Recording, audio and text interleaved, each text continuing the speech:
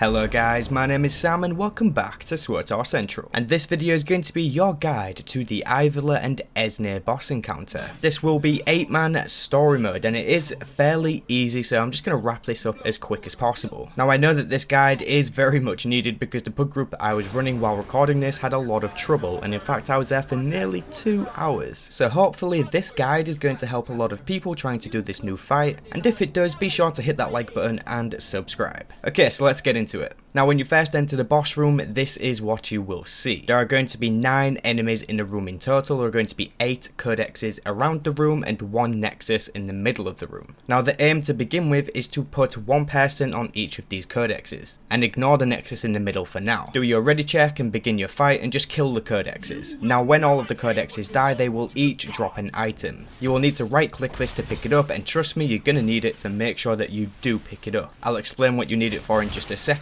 but next up what you're going to want to do is attack the nexus in the middle of the room. Now keep in mind that you can't damage the nexus in the middle of the room until all of the codexes have been destroyed. So if you see one of your allies struggling to kill their codex, then just go and help them out because you can't progress until all of them are dead. So while you're attacking the nexus, it's going to fire a beam towards a random group member, so just be sure not to run this into all of your allies and just try and keep it on yourself, purely just to minimize damage. Now once you've DPS down the nexus enough, it's going to come up with a shield and both of the bosses are going to spawn. Now me and my guild have found the best way to deal with this fight is to split up your group into 2 groups of 4. This way you have 1 tank, 2 DPS and 1 healer on one boss and the rest all on the other boss. It is a good idea to keep your healers in the center of the area just so that they can reach everybody if healing is needed, that way they can work as a team. But yes, splitting up your group into 2 groups of 4 is probably going to be the best way to do this, especially since both of these bosses ideally need to be DPS down at the same time. Now what you will have noticed is that when the bosses came down, all of the adds around the room have respawned. Now in story mode you do not need to attack these adds, just ignore them and carry on with the rest of the mechanics. Okay, so now going back to the item that we picked up earlier on in the fight. What this item does is it gives you 2 new abilities on your temporary quick bar.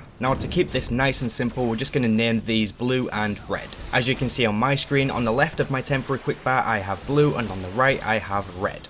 Now these 2 abilities are actually very important for your survival in this fight, and if you can actually pay attention to what's going on, then you're going to do this very easily.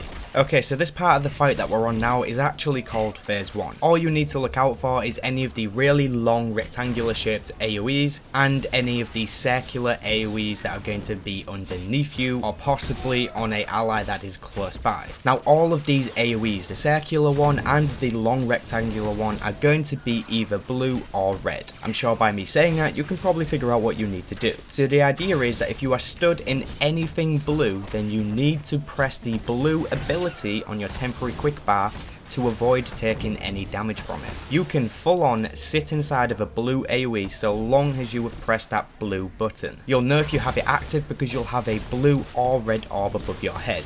You'll have a blue orb if you press the blue button, or you'll have a red orb if you press the red button. That is literally all you need to do. If you're stood in something that's blue, then press the ability that is blue. If you're stood in something that's red, then press the ability that is red. Very simple indeed. However, it can become tricky because there can be multiple AoEs going on at any given time. In fact, you might find yourself in a situation where you have a blue and a red AoE on top of you. In these situations, it's going to be best to just pop a defensive and hope that your healer is going to be keeping their eyes on you. Okay, so when both of the bosses reach around 70% HP, you're going to move into Phase 2. Okay, so Phase 2 is essentially just the same as Phase 1. The only difference being is that the bosses now have a large AoE underneath them, as you can see on screen here. Aivela has the colour blue underneath her and Esne has the colour red underneath her. So I guess it does get a little bit more intense here, but this really isn't going to be an issue so long as your healers are competent. Basically the deal is that if you are stood inside of Aivela's circle, for example, which is blue, and you are using the red ability which gives you the red orb above your head, then you're going to take some periodic damage. It's not going to be much,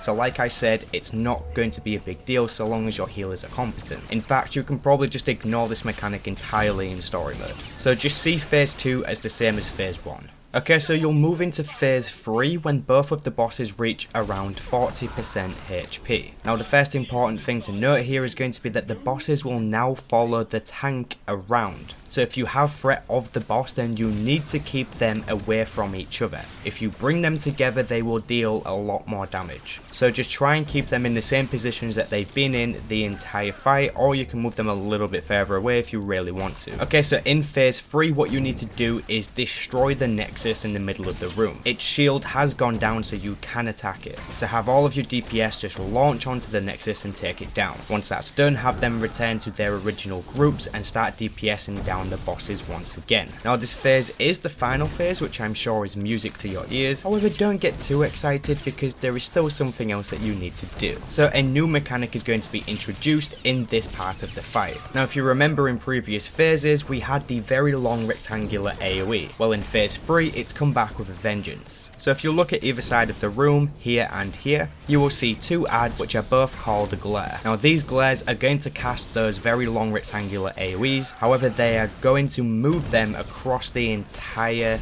room. Imagine them like window wipers on a car, and they're going to pass each other. Now the same principle applies with these AoEs as they have with every other phase so far. So long as you have clicked the same colour as these AoEs, you will take no damage. The only reason that this part of the fight becomes a little bit more difficult is because you still have the AoEs being thrown underneath you. So for example, if the two long beams are blue and you get a red AoE underneath you, then you have a very small time frame of which you can switch back to the colour that you need to be. And that is it. That is all of the mechanics for this fight, or at least that's all you really need to know for story mode. Just pay attention to what colour is on screen, what colour you need to be, and where your allies are around you, and I'm sure that you will get on just fine. Remember to try and kill both of these bosses at the same time, and yeah, that's it. Okay, so I do hope that this video is going to help as many people as possible, because I have seen too many people struggling with this fight so far. And if it does help you, then be sure to hit the like button and subscribe for more videos. Once again, thank you very much for watching, and I will catch you guys in the next one.